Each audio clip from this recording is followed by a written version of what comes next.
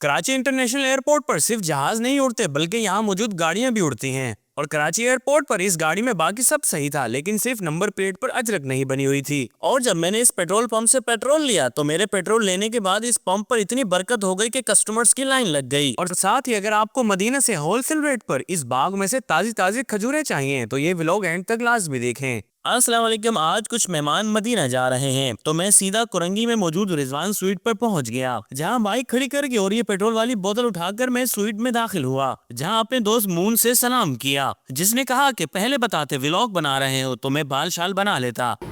صحیح ہے، ابھی کر لیں جلدی سے۔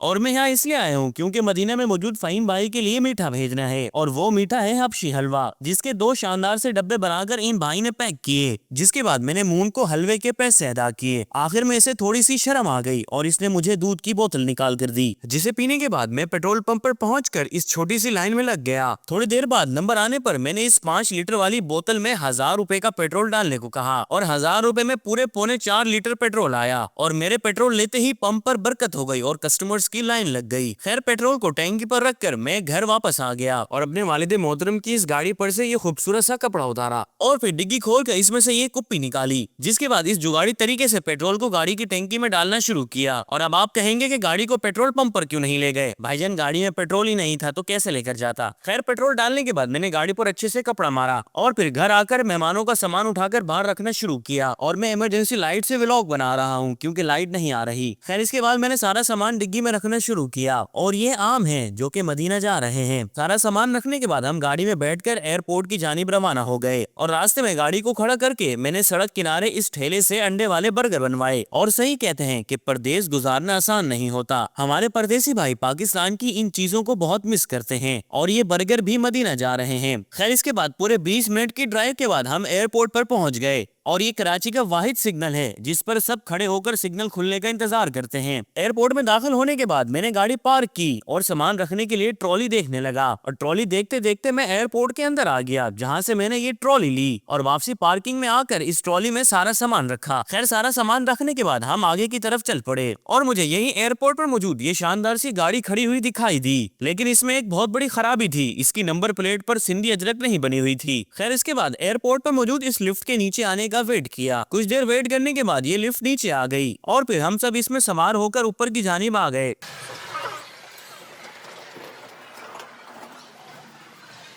بہرحال اوپر آنے کے بعد ہم انٹرنیشنل ڈپارچر پر آ گئے، جہاں جدہ کی فلائٹ PA 172 کی چیک ان اوپن ہو چکی تھی، اور یہاں رش اتنا تھا کہ آپ کے سامنے ہے، اور ڈائریکٹ مدینہ ایئرپورٹ کی فلائٹ نہ ملنے کی وجہ سے یہ پہلے جدہ جائیں گے اور پھر وہاں سے ٹرین کے ذریعے مدینہ۔ اور ان سب کو جاتا ہوا دیکھ کر میرا بھی بہت دل کر رہا تھا کہ میں بھی مدینہ جاؤں۔ اور ہاں، اگر آپ کو مدینہ میں ہول سیل ریٹ پر کھجوریں چاہیے تو میرے بڑے بھائی فہیم بھائی مدینہ کے ایک کھجور کے باغ زیتون اشرف فارم میں ہوتے ہیں، جہاں بہت مزیدار اور شاندار سی کھجوریں لگتی ہیں، جنہیں فہیم بھائی مدینہ میں سیل کرتے ہیں۔ اگر آپ کو بھی یہ کھجوریں ہول سیل ریٹ میں اور تازی چاہیے ہو تو اسکرین پر دیے گئے فہیم بھائی کے نمبر پر ضرور رابطہ کیجیے گا۔ اور یہ وہ کام ہے جو کراچی انٹرنیشنل ایئرپورٹ پر سب سے تیزی سے کیا جاتا ہے، اور اسے کرنے والے اتنے ٹرین ہو چکے ہیں کہ انہیں پہلے سے پتا ہوتا ہے کہ یہ کسی غریب کی گاڑی ہے، اور بس پھر یہ اسی کو اٹھاتے ہیں۔ خیر مہمانوں کو اندر چھوڑنے کے بعد میں واپسی پارکنگ کی طرف چل پڑا۔ اوکے، ملتے ہیں کسی نیکسٹ ولاگ میں، تو بہت سارا خیال رکھیں، اللہ حافظ۔